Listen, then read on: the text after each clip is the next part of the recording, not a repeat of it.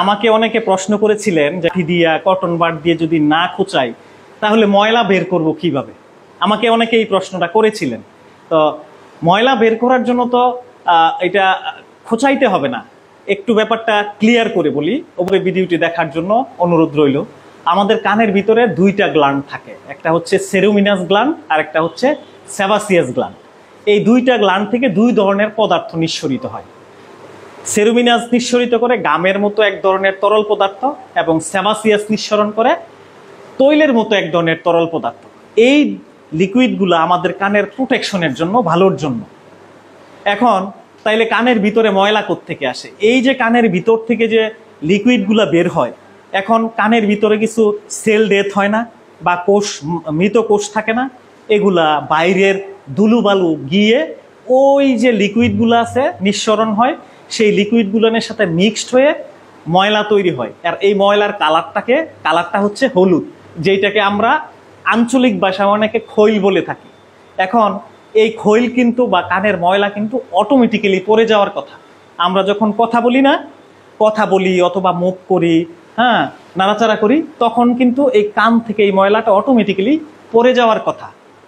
তাহলে অনেকে প্রশ্ন থাকবে অনেকের যে তাইলে এই যে কানের ভিতরে এটা জমে কেন?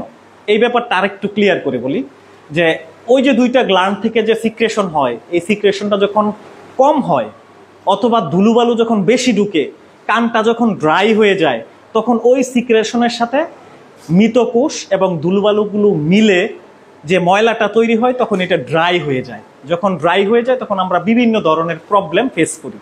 1 নাম্বার হচ্ছে কান ভারী লাগে, 2 নাম্বার হচ্ছে কানে ব্যথা ফিল করি, 3 নাম্বার হচ্ছে আমরা অনেক সময় কানে কমও শুনি। এইটার কারণে আমরা অনেক বিচলিত হয়ে যাই। এইরকম হলে কানের ভিতরে কিন্তু খোঁচানো যাবে না। তাইলে এটা সমাধানটা কি? এই সিচুয়েশনটার সমাধান হচ্ছে যে আমরা দৈনিক 2 থেকে 3 বার 3 ফুটা করে অলিভ অয়েল দিব। কি বলছি? দৈনিক 3 বার 2 থেকে 3 ফুটা করে কানে অলিভ অয়েল দিব। এইরকম 3 থেকে 5 দিন দেওয়ার পরে ওই ময়লাগুলো কিন্তু নরম হয়ে যায়। নরম হয়ে গেলে কারো কারো এমনিতেই পড়ে যায়, অটোমেটিক্যালি পড়ে যায়, আবার কারো কারো পড়ে না। যখন পড়ে না তখন কিন্তু আমরা খোঁচাখুচি করলে হবে না। যখন পড়বে না তখন অবশ্যই আমাদের একজন নাক কান গলা বিশেষজ্ঞের কাছে যাওয়া উচিত। নাক কান গলা বিশেষজ্ঞের কাছে গেলে উনি এইটাকে বৈজ্ঞানিক পদ্ধতিতে বা সাইন্টিফিক মেথডে এটা বের করে দিবে। আর যদি আমরা খোঁচাখুচি করি তাইলেই কিন্তু কানের ভিতরে ইনজুরি হবে বা দেখা যাবে যে অনেকের রক্তক্ষরণ হয়, ঠিক না? এবং অনেক সময় কি পর্দা ছিঁড়ে যায়, তখন কানের ভিতরে বারবার ময়লা জমে, পানি জমে আর ইনফেকশন হয়। এভাবে আস্তে আস্তে কানের শ্রবণ শক্তিটাও কমতে থাকে। এই জন্য সবাইকে অনুরোধ করব কানের ভিতরে খোঁচাখুচি না করে আমি যেভাবে বলছি এই পরামর্শটা মেনে চলা। ধন্যবাদ সবাইকে। আসসালামু আলাইকুম।